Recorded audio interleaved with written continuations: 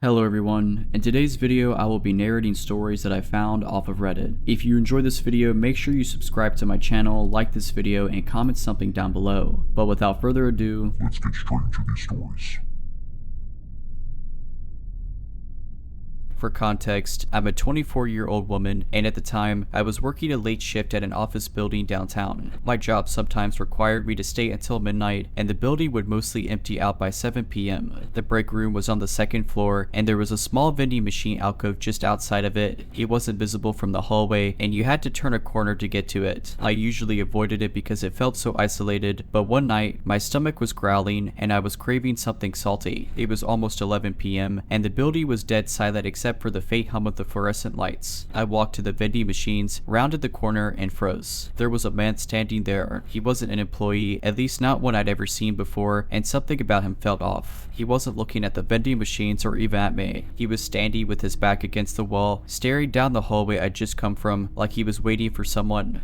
Hi, I said, trying to act casual. He turned his head slowly to look at me. His eyes were wide and unblinking, and he didn't say anything, just stared. I nervously laughed and walked to the vending machine, trying to pretend like he wasn't creeping me out. I fumbled with the buttons, but my hands were shaking so badly that I couldn't even pick what I wanted. All the while, I could feel his eyes on me. "You shouldn't be here this late," he finally said, his voice low and almost monotone. I glanced at him, trying to gauge if he was dangerous or just socially awkward. "I work here," I said, forcing a smile. "I just needed a snack." He tilted his head, like he didn't believe me. "No one works this late," he said. "Not really." "Okay." That was my cue to leave. "Have a good night," I said, grabbing my bag and turning back toward the hallway. As I started to walk away, I heard him mutter something, but I couldn't make out the words. I glanced over my shoulder, and he was still standing there, staring at me. I hurried back to my office, locked the door, and called security. They came up to check, but by the time they got there, the guy was gone. There was no record of anyone signing in or being on the cameras in that area, which only made the whole thing creepier. I ended up quitting that job a few weeks later, partly because of that encounter and partly because I just couldn't shake the feeling that I was being watched. A few weeks after I quit, I started having these strange moments where I felt like I was being followed. At first, I chalked it up to paranoia from the vending machine incident. I mean, who wouldn't be a little jumpy after something like that? But then, the feeling got stronger. One day, I was at the grocery store, standing in the checkout line, when I saw someone out of the corner of my eye. He was a man, tall and thin, wearing a dark hoodie. He wasn't looking at me, but he was standing way too still, like he was trying not to draw attention. I turned to get a better look, but he was gone. It was probably just my imagination, or so I tried to convince myself. But over the next few days, I kept seeing him. Once outside my apartment building, just standing by a lamppost. Another time in the parking lot of a coffee shop, watching from across the street. He always seemed to vanish the moment I tried to focus on him, like a shadow slipping away. Then, one night, something happened that I still can't fully explain. I was in bed, trying to fall asleep, when I heard a soft tapping on my bedroom window. I live on the second floor, so my first thought was that it must have been a branch or some animal. But when I looked, I saw the faint outline of a face pressed against the glass. I screamed and grabbed my phone to call 911, but by the time I turned back to the window, the face was gone. The police came and looked around but didn't find anything. No footprints, no sign of forced entry, nothing. They said it was probably a prank, maybe some neighborhood kid messing around. But deep down, I knew it was After that, I started staying with a friend. I couldn't handle being alone in my apartment, especially at night. I installed new locks, got security cameras, even bought pepper spray, but I never felt safe. The man seemed to disappear after that night, but I could never shake the feeling that he was still out there, watching, waiting. To this day, I have no idea who he was or why he targeted me. Was it random? Did I do something to catch his attention that night in the vending machine room? Or had he been watching me long before that? I've moved twice since then, and I've tried to put it all behind me, but every once in a while, I'll catch a glimpse of someone in a crowd or hear an unexpected noise late at night, and my heart will race, wondering if he's finally come back. I hope he hasn't. Life eventually settled into a new rhythm, and the unsettling memories of the vending machine man began to fade, though they never disappeared entirely. I took extra precautions everywhere I went, always double-checking locks and watching my surroundings. I never stayed out late anymore, and I avoided isolated places like the plague. About a year later, I had almost convinced myself that it was over. Maybe it had just been a string of random, unconnected events that my mind had stitched into something bigger. I was starting to feel feel normal again, or at least as normal as one could feel after something like that. Then, one night, it happened again. I was driving home from dinner with friends. It was late, but the streets were well lit, and I hadn't felt the creeping unease I usually got when I was out after dark. I pulled into my apartment complex and parked my car in my usual spot. As I was gathering my things from the passenger seat, I noticed movement in my rearview mirror. At first, I thought it was a neighbor walking by, but the figure wasn't moving toward any of the buildings. They were just standing there. I froze, my hand halfway to the door handle. The figure was tall and thin, wearing a dark hoodie. Even in the dim light of the parking lot, I could tell they were staring directly at my car. My stomach dropped. It was him. It had to be. I didn't know what to do. My phone was in my bag, and the last thing I wanted was to make a sudden move. I decided to wait him out, hoping he'd lose interest and leave. But he didn't. He just stood there, completely still, like he was waiting for me to make the first move.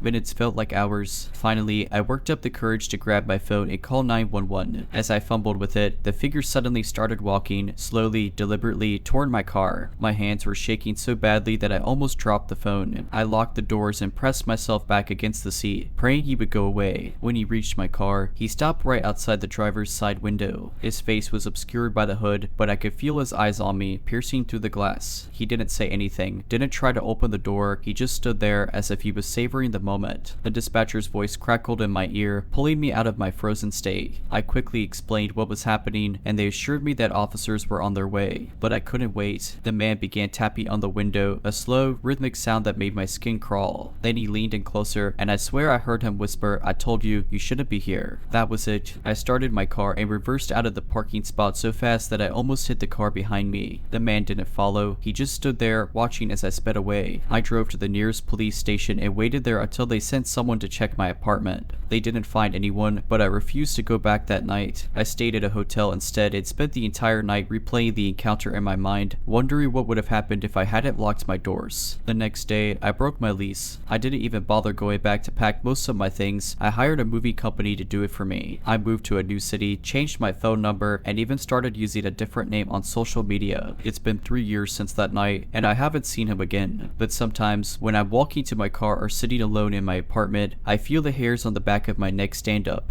I tell myself it's just my imagination, but deep down, I can't help but wonder if he's still out there, waiting for the right moment to show up again.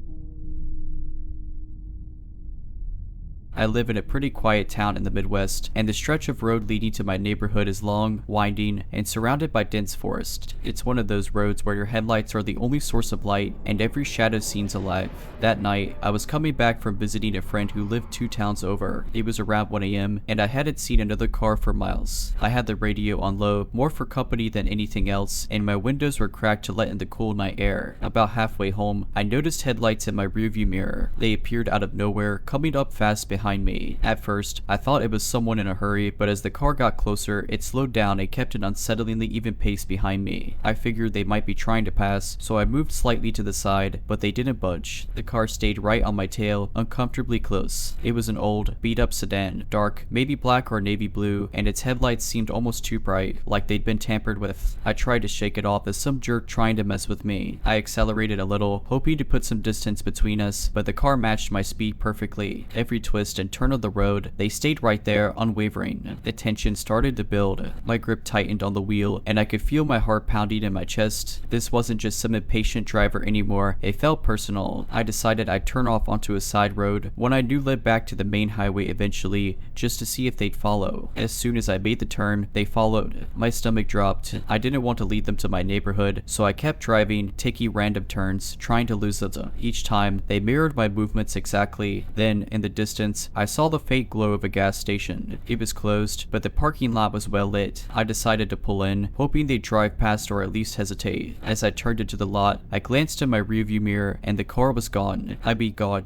1 second they were there, their headlights glaring into my car, and the next, the road behind me was empty. I stopped the car, my chest heaving with panic, and scanned the area. There was no sight of them, no taillights, no sound of an engine retreating into the night. Nothing. I sat there for a few minutes, trying to rationalize what had just happened. happened. Maybe they turned off when I wasn't looking, though that seemed impossible given how close they'd been. Finally, I mustered the courage to drive home, constantly checking my mirrors, half expecting them to reappear. But they didn't. When I got home, I locked every door and window, then sat in the dark with a baseball bat, jumping at every noise. I never saw that car again, but I still avoid driving that road at night. For weeks after that night, I couldn't shake the feeling that something was off. Every time I got in my car, I found myself compulsively checking my mirrors, half expecting those blinding headlights to appear again. I even considered talking to someone about what happened, but I didn't want to sound crazy. After all, how do you explain a car that just vanishes? One night, about a month later, I was hanging out at a friend's house. We were swapping spooky stories, mostly dumb urban legends, when I casually mentioned the car. The room went quiet. My friend Nick, who grew up in the same town, looked at me with a strange expression. "Wait," he said, "where exactly were you when that happened?" I described the stretch of road, and his face went pale. He leaned back, rubbing the back of his neck like he didn't want to tell me what he was thinking. "You're not gonna like this," he said, "but there's this story people used to tell in high school. They say there was a guy, like, decades ago, who would drive that road late at night looking for people to mess with. He'd tailgate them, freak them out, sometimes even run them off the road. Supposedly, one night he picked a wrong car. He ended up in a wreck, died instantly. His car got totaled, but, like, people swear they've seen it since." I laughed nervously, trying to brush it off. "Come on, that's just a dumb ghost story." Nick shrugged,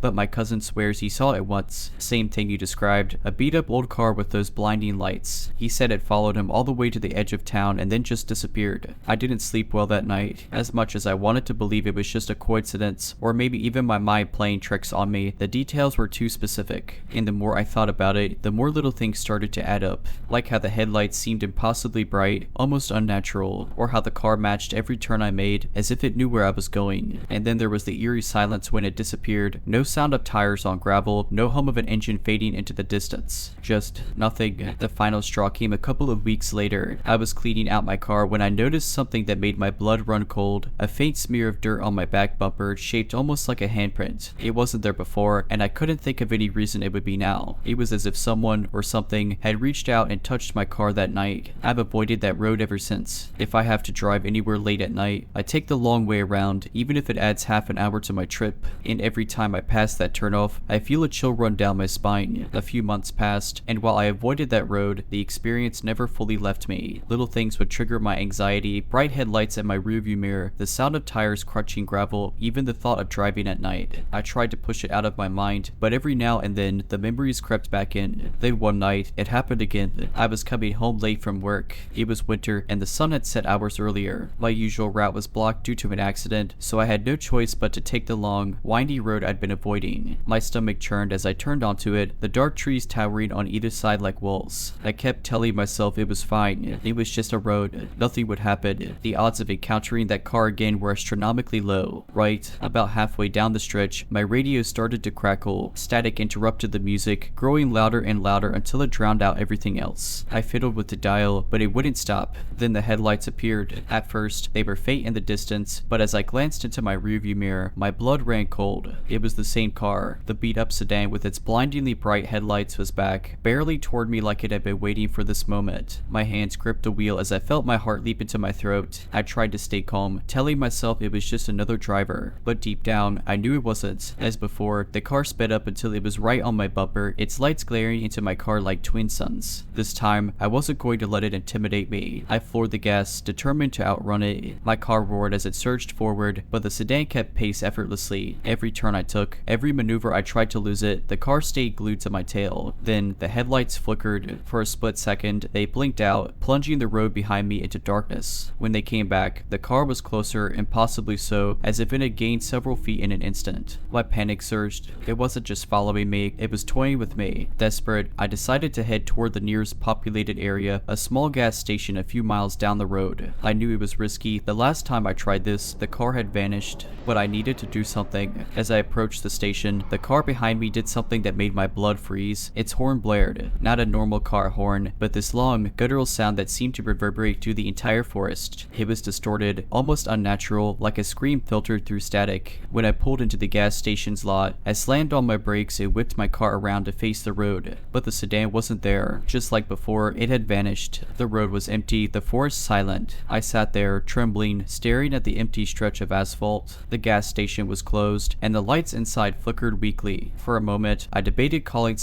anyone, to come get me, but who would believe me? I didn't even fully believe it myself. Then I noticed something in the rearview mirror. A figure stood at the edge of the forest, just barely illuminated by my taillights. It was tall and thin, its features obscured by the shadows. I couldn't tell if it was looking at me, but I felt its gaze like a physical weight. My instinct screamed at me to leave, to get as far away as possible. I didn't wait to see what it would do. I slammed my car into reverse, then sped out of the lot and back toward town. I didn't look back. Not once. When I got home, I parked my car in the garage, locked every door and window, and sat in the dark with my phone clutched in my hand. I debated calling the police, but couldn't bring myself to do it. What could I even say? That was the last time I saw the car or the figure. But sometimes, late at night, I think about that horn, that impossible sound that still echoes in my mind, and I wonder what would have happened if I hadn't made it to the gas station, to the driver of the beat-up sedan, or whatever was waiting for me in the forest. Let's not meet. Not in this life. Not in any life.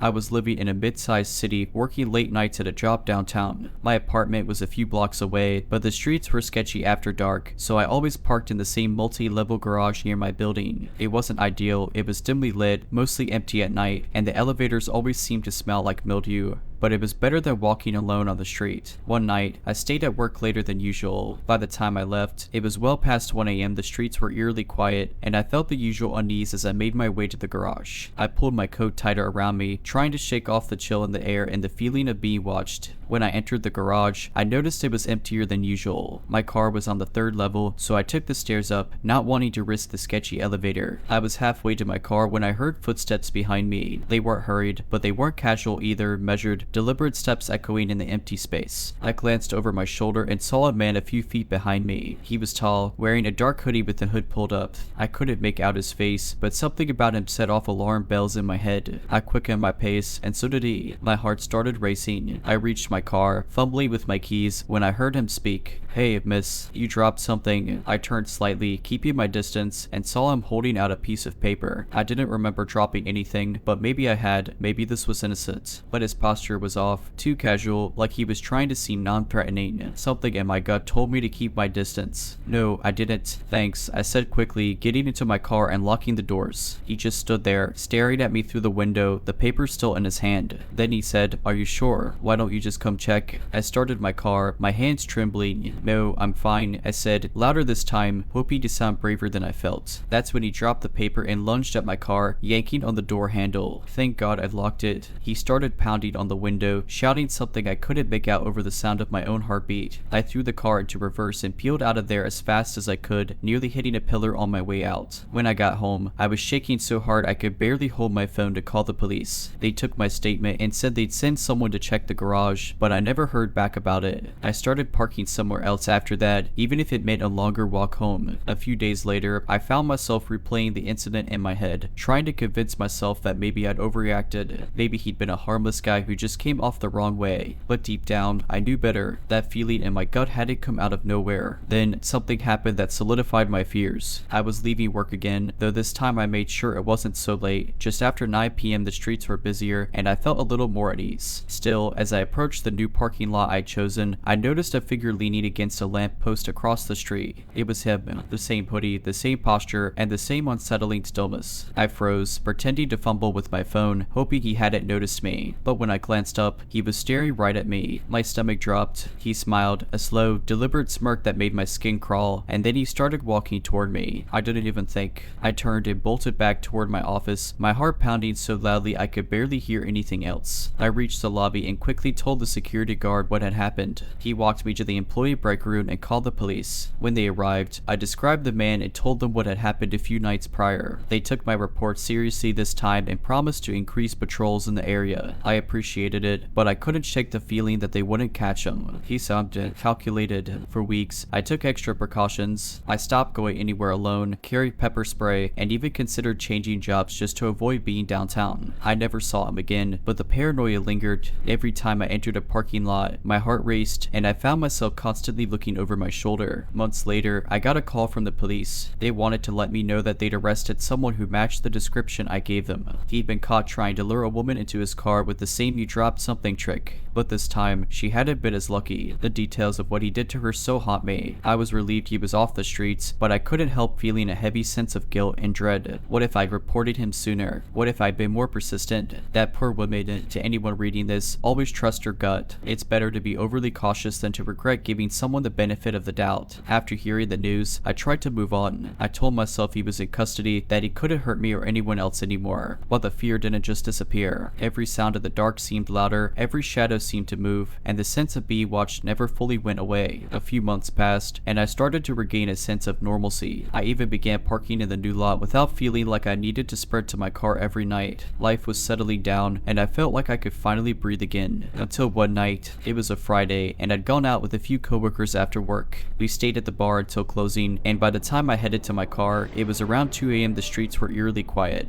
and the buzz of the alcohol was wearing off, leaving me with that familiar unease. I walked briskly, clutching my keys tightly between my fingers, a habit I'd never shaken. When I reached my car, everything seemed fine. I glanced around the lot and didn't see anyone, but as I unlocked my door and got inside, I noticed something on the windshield, a folded piece of paper tucked under the wiper. My stomach twisted. I didn't dare get out to grab it. Instead, I locked the doors, started the car, and drove a few blocks to a well-lit gas station before pulling over to check. My hands were trembling as I stepped out and grabbed the note. In large, scrawled handwriting, it said, "Miss May." My blood ran cold. My vision blurred as panic set in. It couldn't be him. The police said he was in custody. They said he couldn't hurt anyone anymore. But how else could this note be explained? I didn't wait around to analyze it. I jumped back in my car and drove straight to the nearest police station, clutching the paper the entire way. The officers took me seriously, though their reassurances didn't calm me. They told me it was possible someone else had left the note, a sick joke by someone who'd read the news about his arrest. But I knew it was him.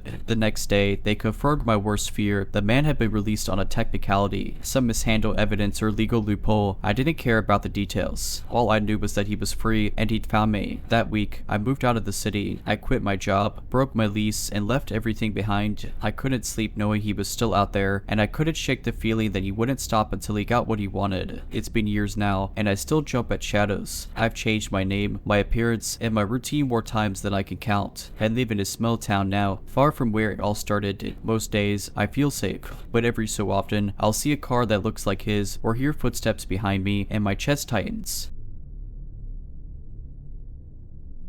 I used to work the closing shift at a 24-hour grocery store in my small hometown. It wasn't a particularly exciting job, but I didn't mind the quiet hours. Most nights, the store was nearly empty, save for a few late-night shoppers grabbing last-minute items. I liked the solitude until the night I didn't. It was a Thursday, and the store had been dead all evening. By 11:30 p.m., there was just me, my coworker Maria, and the overnight stock guy, Kevin. Maria was in the back counting tills, and Kevin was somewhere in the warehouse prepping pallets. I was alone at the register, scrolling on my phone when the automatic doors whooshed open. A woman walked in, her head down, wearing a hoodie pulled up so I couldn't see her face. That wasn't unusual. Plenty of people wanted to stay anonymous during late night shopping trips. What was strange was her pacing. She didn't grab a cart or a basket, and she wasn't looking at anything on the shelves. Instead, she just wandered up and down the aisles, her hands in her pockets, occasionally glancing over at me. I tried not to let it bother me. People are weird sometimes, right? Maybe she was just killing time or waiting for someone. But something about the way she moved felt off. Her steps were too deliberate, like she was walking a route she'd rehearsed. After about 15 minutes of this, Maria came out from the back with the cash drops. She immediately noticed my discomfort. "You okay?" she whispered, glancing toward the woman in the produce section. "I don't know," I said, keeping my voice low. "She's just been wandering around.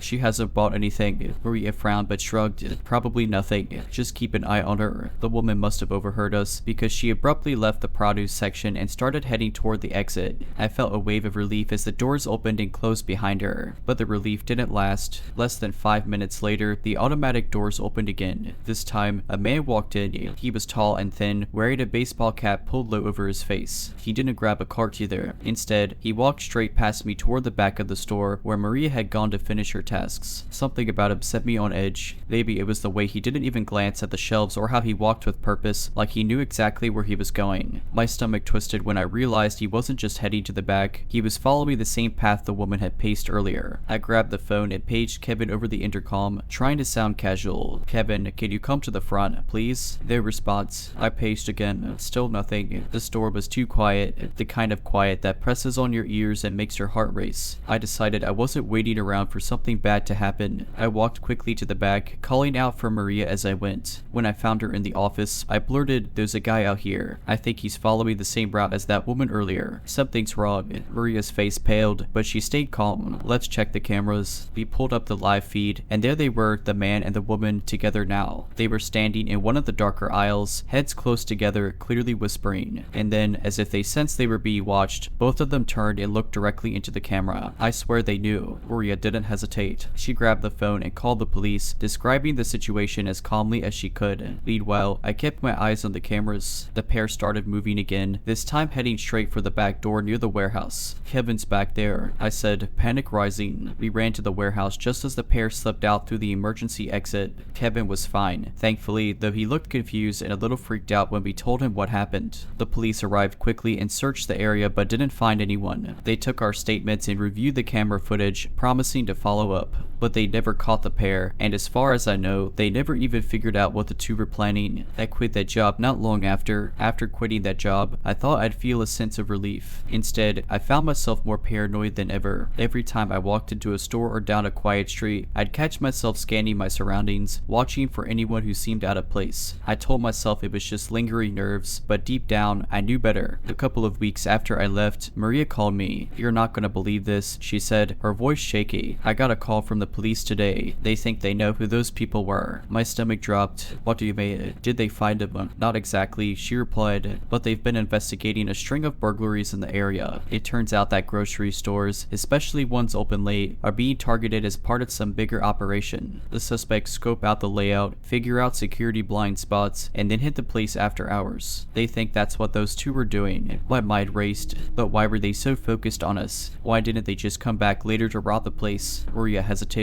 "That's the thing. They don't think the store was the main target. Apparently, there's been a pattern of employees being followed home after late shifts, stalked, threatened, and even attacked. They think the woman was marking you, and the man was supposed to, I don't know, follow through with something." The words hit me like a punch to the gut. The idea that I might have been the real target, that they might have been planning to follow me home, made my skin crawl. My little one-bedroom apartment had always felt like a safe haven. Now, the thought of it made me feel vulnerable and exposed. "Are they watching the store now?" I asked. "Yeah," Maria said. "They've increased patrols in the area and told us to be extra cautious. But they still haven't found them." And I couldn't sleep that night. Every creak of the floorboards and rustle of the wind outside made my heart pound. I double-checked the locks on my doors and windows, but it didn't help. I felt like they could be anywhere, waiting, watching. A few days later, I noticed something strange. I was walking home from my new job at a coffee shop, and I had this nagging feeling that someone was behind me. At first, I brushed it off as paranoia, but when I turned a corner, I caught a glimpse of someone, a figure in a hoodie, ducking into an alleyway. My chest tightened. I didn't want to seem crazy, so I kept walking, but my pace quickened, and I kept glancing over my shoulder. By the time I got to my apartment building, I was practically running. I fumbled with my keys, got inside, and bolted the door behind me. I checked the peephole, but didn't see anyone. The next morning, I found a piece of paper tucked under my windshield wiper. It was blank, except for a single word scrawled in messy handwriting. Soon, that was it. I packed up my things that day and moved in with my sister in a different town. I didn't care about breaking my lease or explaining myself to my landlord. My safety was worth more than anything else. I've never seen or heard from those people again, but the experience changed me forever. I don't go anywhere without letting someone know where I'll be, and I always carry pepper spray in my bag. Moving in with my sister gave me some sense of security, but the fear lingered. For a while, I couldn't shake the feeling that I was being watched, even in a new town miles away. Every time I went out, I scanned the streets, parked in well-lit areas, and avoided walking alone at night. My sister tried to reassure me, telling me it was just my anxiety playing tricks on me. I wanted to believe her. About 3 months after I moved in, something happened that shattered any illusion of safety I had managed to build. My sister and I were out running errands one evening, and we stopped at a grocery store. It was a different chain from the one where I used to work, but it still gave me an odd sense of deja vu. I kept close to her, clutching my bag tightly. As we wandered through the aisles, I spotted a man at the other end of the store. He was tall and thin, wearing a baseball cap pulled low over his face. He was looking at a display of canned goods, but something about his posture caught my attention. My heart started racing. "No," I muttered under my breath. breath. It can't be. What's wrong? My sister asked, noticing the panic on my face. I didn't want to alarm her, so I shook my head. Nothing. I just thought I saw someone I knew. She frowned but let it go. Still, I couldn't stop glancing over at him. He moved with the same deliberate steps I'd seen before, methodical and calm. My stomach churned as he turned and walked toward another aisle, disappearing from view. I tried to tell myself it wasn't him. It was just my imagination playing tricks on me. But when we left the store, I saw him again. He was sitting in a car parked a few spaces away, his head turned toward us. I grabbed my sister's arm and hurried her to our car, locking the doors the moment we got inside. What is going on? She demanded, her voice sharp with concern. I'll explain later, I said, my voice trembling. Just drive. No, she didn't argue. As we pulled out of the parking lot, I glanced in the side mirror and saw the man's car pull out too. He was following us. Don't go home, I said quickly. Drive somewhere busy. A gas station, a restaurant, anywhere with people. Panic flashed across her face, but she nodded and turned toward a nearby diner. The man's car followed us all the way there, only pulling off when we turned into the well-lit parking lot. I watched him drive past, my heart pounding. Inside the diner, I finally told my sister everything about the strange customers, the message on my car, and the lingering fear I couldn't shake. She didn't call me paranoid or brush it off. Instead, she hugged me tightly and said, we're going to figure this out. The next day, we filed a police report. They took down the details but couldn't do much without concrete evidence. I decided to install cameras around our house and started parking in the garage instead of on the street. I even changed my phone number just in case. Weeks passed and I didn't see the man again. The police never found him and I never got another threatening message. But the experience left me scarred. I still don't know if it was the same man from that night at the grocery store or just someone new who decided to target me. Either way, I wasn't going to take any chances. To the man who followed me and made me feel like prey, you didn't win. I'm still here and I've learned how to protect myself. I was renting a cozy little house on the edge of a nature reserve. It was the kind of place where you knew your neighbors, and we all left our doors unlocked during the day. I never felt unsafe there until this incident. One night, I stayed up late binge watching a new show. It was past midnight, and I was just starting to doze off on the couch when I heard it, a soft tapping on my back door. Not a knock, mind you. It was more like someone lightly drumming their fingertips against the glass. I froze. My back door was one of those older style doors with a big glass window in the middle. The curtains were drawn, so I couldn't see who or what was on the other side. I tried to convince myself it was just a branch or maybe an animal, but then it happened again, more insistent this time. I got up, heart racing, and tiptoed to the door. I didn't open it. Instead, I moved the curtain aside just a fraction and peeked out. There was nothing there. The yard was empty, bathed in the cold glow of the porch light. I let out a shaky breath and decided I was just being paranoid. I double-checked the lock on the door and went to bed. The next morning, I noticed something strange. On the outside of the glass, there were smudges. 5 faint, greasy streaks, like someone had pressed their hand against it. I told myself it was nothing. Maybe one of the neighbor kids had come by and got spooked when they realized how late it was. But I couldn't shake the uneasy feeling that someone had been watching me. A week passed without incident. Then, one evening, I came home to find something new. On the back door, someone had painted a large, red X. It wasn't spray paint. It looked like it had been painted with a brush. The lines were clean, deliberate. I called the police, but they didn't find much to go on. No footprints, no fingerprints, no signs of forced entry. That night, I barely slept. I stayed on the couch with all the lights on and a baseball bat by my side. At some point in the early morning, I must have drifted off because I woke to a sound I'll never forget, my front door creaking open. I shot up, gripping the bat, and shouted, "Who's there?" Silence. I crept to the door, bat raised, and found it wide open. The lock was intact, no signs of damage. It was as if someone had unlocked it with a key. I moved out the next day. The house sat empty for months after that. When I finally mustered the courage to ask my former landlord if they'd found another tenant, they told me something that sent chills down my spine. They'd recently done some renovations and discovered a hidden crawl space under the floorboards in the master bedroom. Inside, they found a pile of cigarette butts, empty food wrappers, and a small mattress. Someone had been living there. I tried to forget about that house and what had happened, but the idea that someone had been living under my floorboards, silently coexisting with me, haunted me. I thought about all the nights I'd heard strange creaks and groans, dismissing them as the house settling, all the times I felt like I was being watched but couldn't find a reason why. It made my skin crawl. A couple of months later, I was living in a new place in a different town, trying to move on. But one night, I got a call from an unknown number. I normally wouldn't have answered, but something compelled me to. "Hello," I said. There was a pause on the other end. Then a man's voice, low and scratchy, said, "Why'd you leave?" My stomach dropped. I hung up immediately and blocked the number. My heart was pounding so hard I could feel it in my ears. I wanted to believe it was just a prank, but deep down, I knew better. I reported it to the police, but they told me there wasn't much they could do. Without evidence or further contact, it was just an anonymous phone call. I tried to convince myself it was over, but it wasn't. A few weeks later, I came home from work to find a package on my doorstep. It didn't have a return address. Stupidly, I brought it inside, thinking it might be from a friend or delivery mix-up.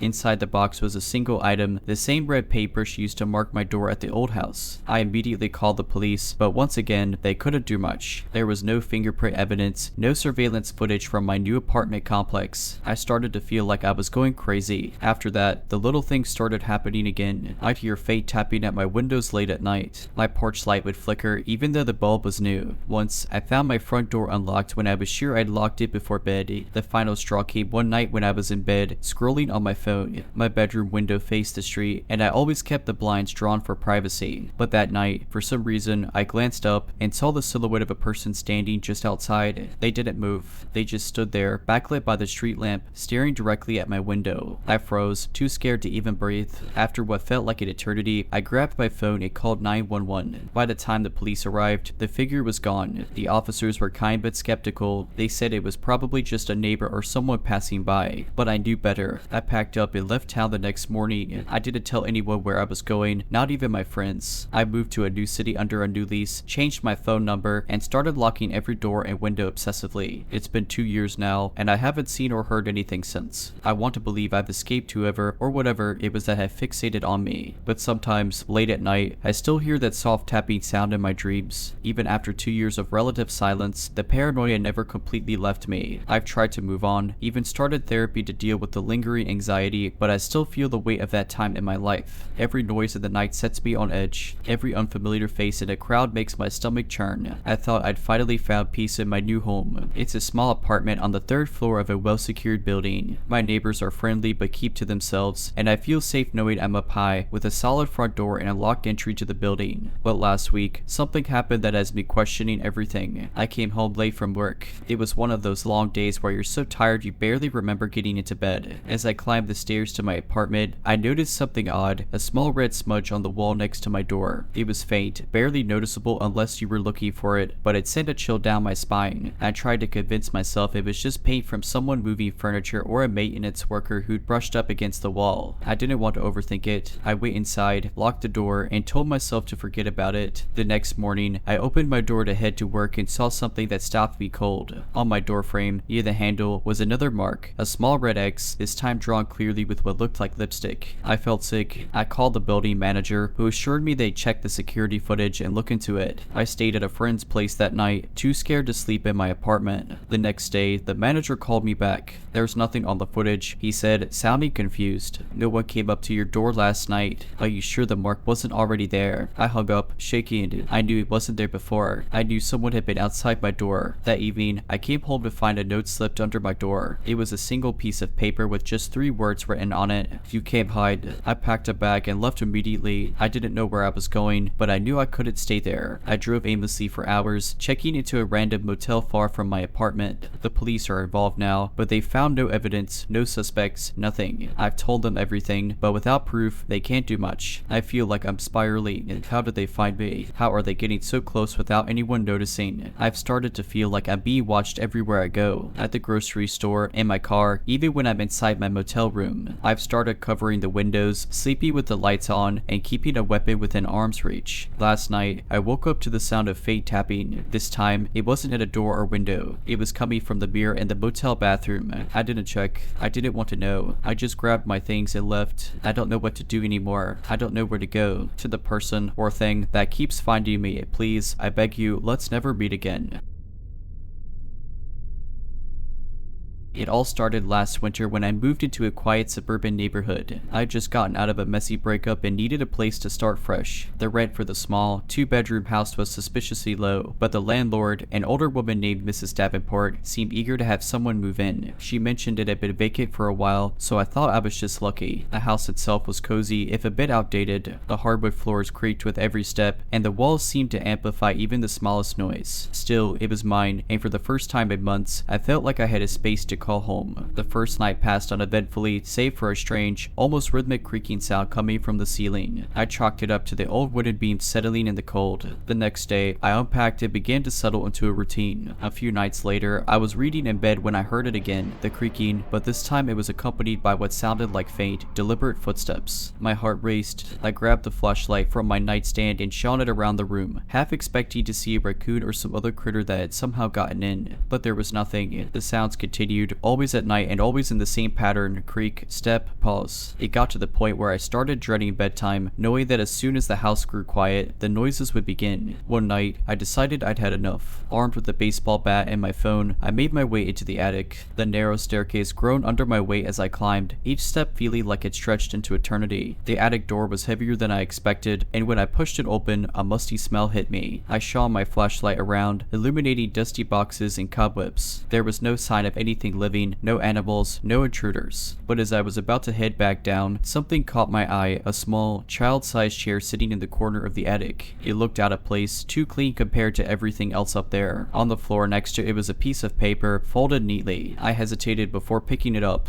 My hand shook as I unfolded it, revealing a crudely drawn picture of a figure standing in front of a house. Scrawled underneath in shaky handwriting were the words, "I live here too." I bolted out of the attic, locking the door behind me. I barely slept that night. The note clutched in my hand as I sat on the couch, every creak of the house sending chills down my spine. The next morning, I called Mrs. Davenport to demand answers. At first, she was evasive, but when I mentioned the drawing, she sighed heavily. "I didn't want to scare you," she said, her voice trembling, "but the previous tenants left in a hurry. They said they heard things, saw things. I thought it was just their imaginations." That was all I needed to hear. I packed my things and left that same day, forfeiting my deposit. As I drove away, I glanced in the rearview mirror, half expecting to see someone standing in the window of the house. A few weeks after I moved out, I tried to put the whole ordeal behind me. I found a new apartment in a bustling part of town where the constant noise of the city was a comfort compared to the eerie silence of that old house. Life started to feel normal again, but then things got strange. One morning, I received a package in the mail with no return address. It was small, wrapped in plain brown paper, and my name was scrawled on the front in handwriting that seemed vaguely familiar. My stomach sank as I opened it. Inside was the same piece of paper I'd found in the attic, the crude drawing of the house and the figure with the words, "I live here too." But now, there was something new added to the picture, a second figure standing next to the first. It was smaller, and it had long lines extending from its head, almost like hair. My breath caught as I realized it resembled me. I called the police immediately. The officer who came to my apartment tried to reassure me, but I could tell he didn't take it seriously. He suggested it might have been a prank by the landlord or even the previous tenants. I wasn't convinced. A week later, I started receiving calls from an unknown number. At first, I didn't answer, but the persistence was unnerving. Finally, I picked up one night, hoping to tell whoever it was to leave me alone. "Hello," I said, my voice shaking. There was silence on the other end, but I could hear faint breathing. Then a soft, childlike voice whispered, "I miss you." I froze, unable to speak, before the line went dead. My hands were trembling so badly I nearly dropped my phone. I immediately blocked the number, but the calls continued from different ones. I stopped answering altogether, but I couldn't shake the feeling of being watched. One evening, as I was coming home from work, I felt it again, the sensation of eyes on me. I turned around quickly, scanning the street, but there was nothing unusual, just people going about their day. Still, I couldn't shake the feeling, so I hurried inside and locked the door. That night, I woke up to a sound that sent chills down my spine, the creak of floorboards, followed by faint footsteps. But I wasn't in that house anymore. I was on the 3rd floor of a secure apartment building. There was no attic here, no old wooden beams. I stayed frozen in bed, straining to hear more. The sound moved closer and closer still until it was right outside my bedroom door. I held my breath, gripping my phone and preparing to call the police when the footsteps stopped. I sat there for what felt like hours, too afraid to move, until the morning light streamed through my window. When I finally worked up the courage to open the door, there was nothing there. But on the floor, right outside my room, was another piece of paper.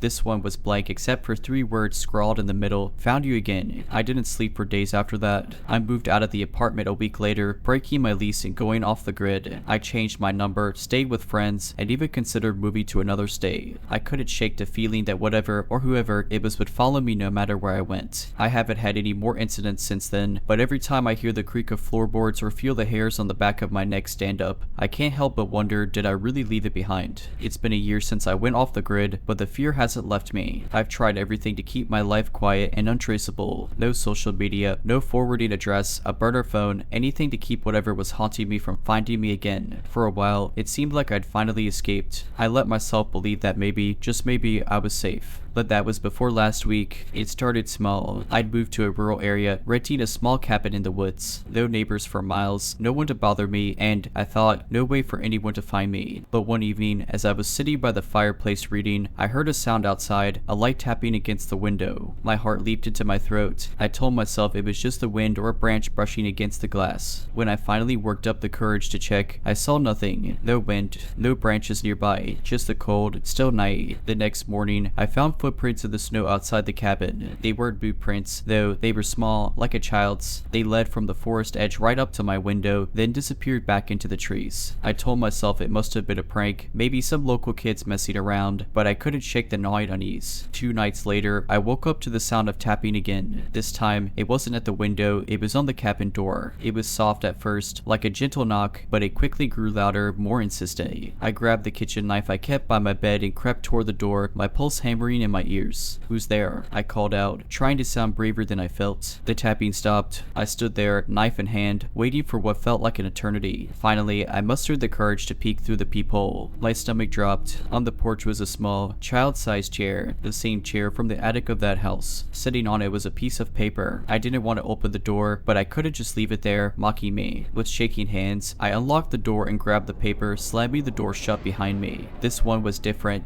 The drawing showed the cabin now, surrounded by trees. The figure was there too, but this time, it wasn't alone. Next to it stood the second figure, the one that looked like me, but now, a third figure had been added. It was larger than the others, looming over them, with jagged lines that made it look like it was. Smiling underneath the drawing were the words, "We're all together now." I didn't sleep that night. I kept every light in the cabin on and stayed with my back against the wall, clutching the knife until the sun rose. When morning finally came, I packed what little I had and left. I didn't care where I was going, just as long as it was far away. Now, I'm writing this from a motel in the middle of nowhere, the knife still within arm's reach. I don't know what to do anymore. No matter where I go, no matter what I do, it keeps finding me. And I can't help but wonder who or what is the third figure. Is it already with me, waiting for the right moment? Or is it something I haven't met yet?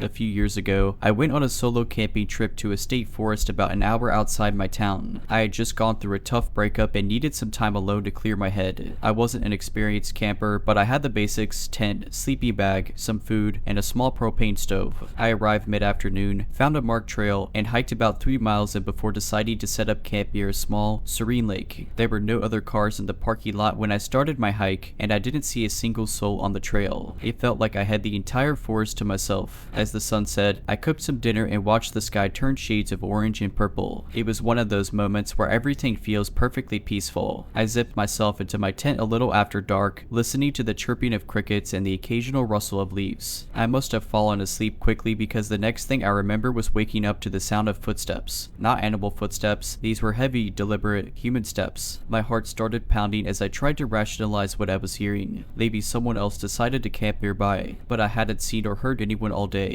The footsteps stopped right outside my tent. I held my breath, every muscle in my body tensed. Whoever it was, they just stood there. The only thing between us was a thin layer of nylon. I couldn't see their shadow because the moonlight didn't reach through the trees where I had set up camp. After what felt like an eternity, I heard a low, raspy voice say, "You're in my spot." I didn't reply. My mind was racing, trying to decide what to do. Then the voice spoke again, louder this time. "You shouldn't have come here." The sound of fabric tearing broke the silence as something sharp sliced into the side of my tent. I screamed and scrambled out through the opposite side, running into the woods without my flashlight or shoes. I didn't care which direction I was going, I just needed to get away. As I ran, I heard branches snapping behind me. They were following me. My lungs burned, my feet were be cut up by rocks and twigs, but I didn't dare stop. Eventually, I tripped over a root and fell hard, scraping my knees and hands. I crouched behind a large fallen tree, trying to stay as quiet as possible. Minutes passed, then an hour. I didn't hear anything except my own ragged breathing. When the first hints of dawn appeared, I cautiously made my way back to my campsite. My tent was slashed to ribbons, and my gear was scattered everywhere. But what made my stomach drop was what I found near the remains of my tent: a rusted hunting knife stabbed into the ground, and a crudely carved wooden figurine of a person lying on their side. I didn't take anything with me. I ran back to the trailhead, jumped into my car, and didn't stop driving until I was home. I reported the incident to the park rangers, but they didn't find anything except my destroyed tent and some footprints that led off into the forest. For weeks after the incident, I couldn't sleep. Every time I closed my eyes, I'd hear that voice, low, raspy, and unrelenting: "You shouldn't have come here." Every sound of the night made me jump, and I found myself obsessively checking the locks on my doors and windows. The park rangers had been polite but dismissive when I filed my report. They chalked it up to a homeless individual or an overzealous survivalist living off the grid. Still, their lack of concern didn't sit well with me. The figurine, the knife, the way they followed me through the woods, none of it felt random. It felt deliberate. A month after the camping trip, I started noticing small things that felt off.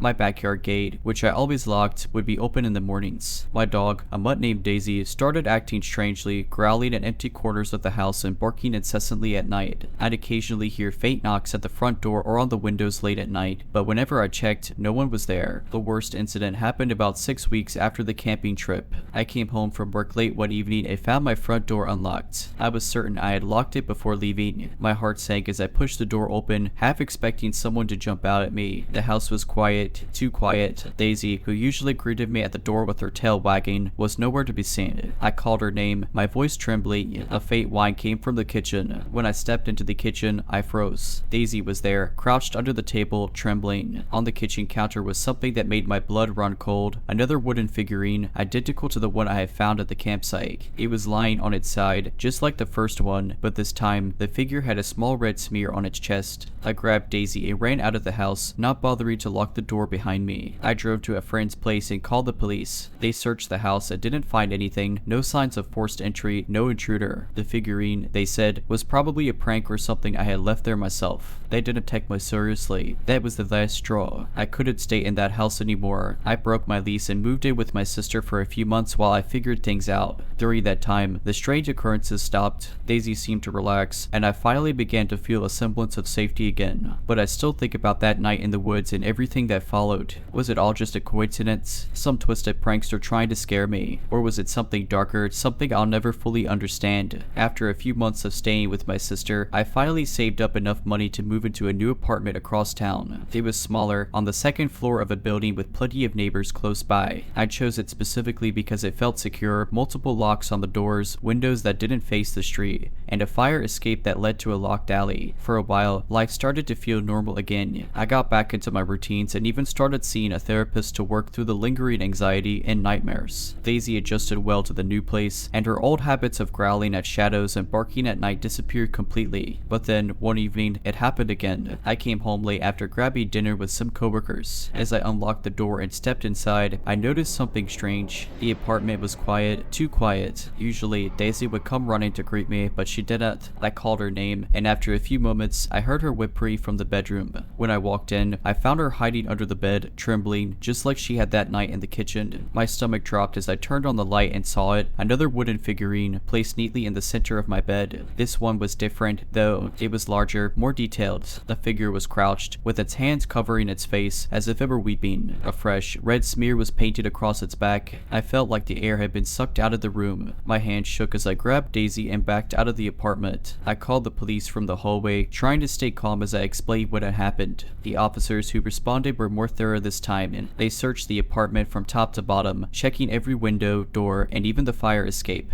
There was no sign of forced entry, and all the locks were intact. Once again, they seemed skeptical, suggesting that someone might have a spare key or that I'd somehow brought the figurine in myself. I knew better. This wasn't a prank, and it wasn't random. Whoever had left that figurine had been inside my home. After the police left, I called my sister and spent the night at her place again. I didn't know what else to do. I felt like I was being hunted, like no matter where I went, this person or thing would find me. The next morning, I returned to the apartment to pack some essentials. I decided I couldn't stay there anymore. As I was grabbing a suitcase from the closet, I noticed something that made my blood run cold. Scratch marks on the inside of the closet door. They were deep, erratic, as if someone had been clawing at it from the inside. I moved out that same day and never went back. It's been a year since that last incident. I moved to a different state, changed my phone number, and made sure my new address wasn't listed anywhere publicly. I've done everything I can to disappear, to make sure that whatever was following me can't find me again. So far, it's worked, but I still double check every lock before bed, and I keep a bat next to my bed just in case. Every so often, I wake up in a cold sweat, convinced I can hear footsteps or the faint sound of that raspy voice.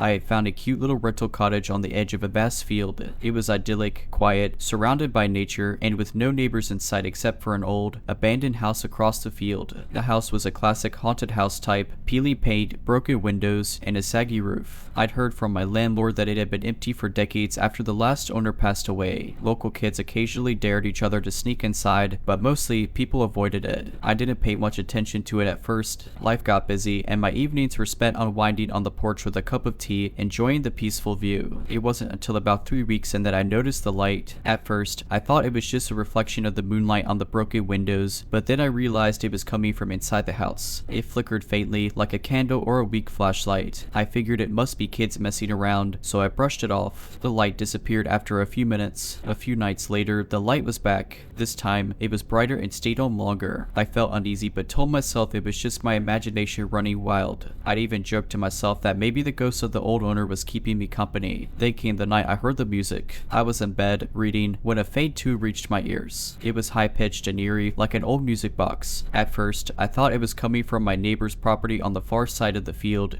but when I stepped outside to listen, it was unmistakably coming from the abandoned house. The light was on again. I stood frozen on the porch, staring across the field. The music stopped abruptly, leaving an unsettling silence in its place. Then, just as I was about to go back inside, I saw movement in the window, a shadow passing by. That was the first time I felt real fear. Whoever was in there wasn't just some kid playing a prank. The movements were deliberate, slow, and deliberate, as if they knew I was watching. I locked all my doors and windows and stayed up the rest of the night, jumping at every creak and rustle. By morning, the house looked as empty as ever, the light gone. I told a coworker about it the next day, expecting them to laugh it off, but their face turned serious. "You should call the sheriff," they said. "There's been talk about squatters in the area, people who don't want to be found." I made the call, and the sheriff agreed to check it out. That evening, I saw his cruiser parked by the house as I drove home. I felt a little better knowing someone was taking it seriously. The sheriff called me later that night. "We didn't find anyone," he said, "but there were signs someone's been staying there. Candles, old blankets, some cans of food. We'll keep an eye on it." I hoped that would be the end of it, but of course it wasn't. 2 nights later, I woke up to the sound of footsteps outside my window. I didn't even think. I grabbed my phone and called 911, whispering to the operator that someone was outside. While I waited for the police, I stayed as quiet as possible, my heart pounding so loudly I was sure they could hear it. The footsteps circled my house slowly, methodically. Whoever it was never tried to get in, they just lingered.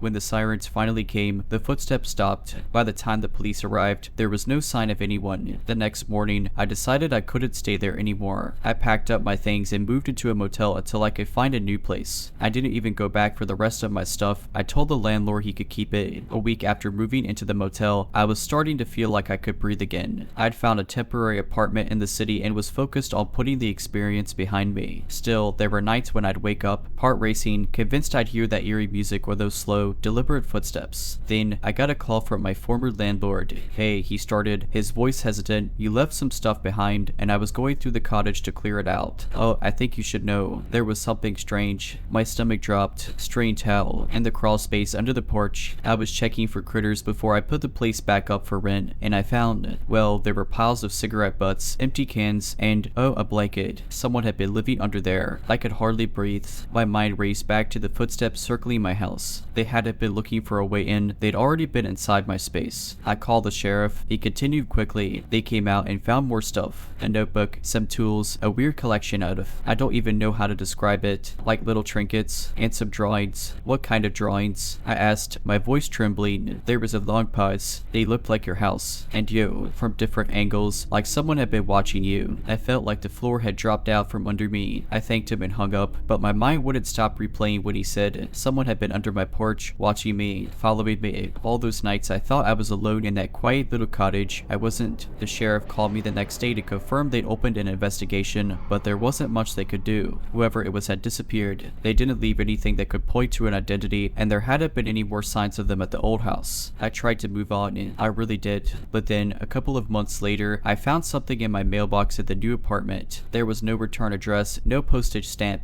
just a plain white envelope with my name scrawled across the front in shaky handwriting. Inside was a single photo. It was a picture of me sitting on the porch of the cottage, drinking tea. The angle was high, like it had been taken from the attic of the abandoned house. I called the police immediately, but of course, there was nothing they could do. No fingerprints, no leads, just the haunting reminder that someone, somewhere, had been watching me and still was. It's been a year now. I've moved 3 times since then, always choosing apartments with high security and lots of neighbors. I've changed my phone number, deleted my social media, and done everything I could to erase my digital footprint. But every so often, I wake up in the middle of the night with the feeling that someone is watching me. I check the windows, the locks, the security cameras, and I never ever sit near open windows or venture out alone at night. Months passed without incident, and I started to believe that maybe, just maybe, the nightmare was over. I stayed vigilant, of course, always locking my doors, staying aware of my surroundings, but life began to feel normal again. Until last week. It was a quiet evening, and I was home alone as usual. My new apartment had all the features I thought would keep me safe. Keycard entry, cameras in the hallways, and neighbors on either side. I had convinced myself this was the kind of place where nothing could happen. I was watching TV when I heard a soft thump outside my door. My stomach sank immediately. It was too late for deliveries, and I wasn't expecting anyone. For a few moments, I froze, listening intently. When nothing else happened, I convinced myself it must have been a neighbor or a package being dropped off. Still, I got up to check. I looked through the peephole and saw nothing but the empty hallway. Reluctantly, I opened the door. Lying on the floor in front of my apartment was a small, wrapped package. It was brown paper tied with twine, unmarked. No address, no label, no explanation. My hand shook as I picked it up and closed the door behind me. I placed the package on the kitchen counter and stared at it for what felt like hours, debating whether to open it. Part of me wanted to throw it away immediately, but I needed to know what was inside. Finally, I grabbed a pair of scissors and carefully cut the twine. I peeled back the paper to reveal a small wooden box, crudely carved and slightly splintered. With trembling hands, I opened it. Inside was a single Polaroid photo. It was a picture of me sitting in my living room, taken through the window. I felt the blood drain from my face. My apartment was on the 3rd floor, with no balcony and no way to access the window from outside. Whoever took that photo had to have been inside my building, or worse, inside my apartment. I called the police immediately, choking out the details as best as I could. They arrived quickly, searched my apartment and the surrounding area, but found nothing. No signs of forced entry, no evidence of anyone being there. The officers tried to reassure me, but I could tell from their faces they were as unsettled as I was. They took the box and the photo as evidence, but without any fingerprints or identifiable marks, they admitted there wasn't much they could do. That night, I didn't sleep. I sat in the corner of my living room with every light on, clutching a kitchen knife, listening for the slightest sound. The next day, I packed my things and left the apartment. I didn't tell anyone where I was going, not the landlord, not my friends, not even my family. I've been staying in motels, paying in cash, moving every few days. I don't know who they are or what they want, but I know they're still out there, and I know they'll find me again. To whoever you are, I'm not the same scared girl you watched through the window. If we meet again, it won't end the way you expect. Alright, but that's it. I hope you enjoyed this video. If you did, make sure to subscribe to my channel, like this video, and comment something down below. But as always, Have a nice day.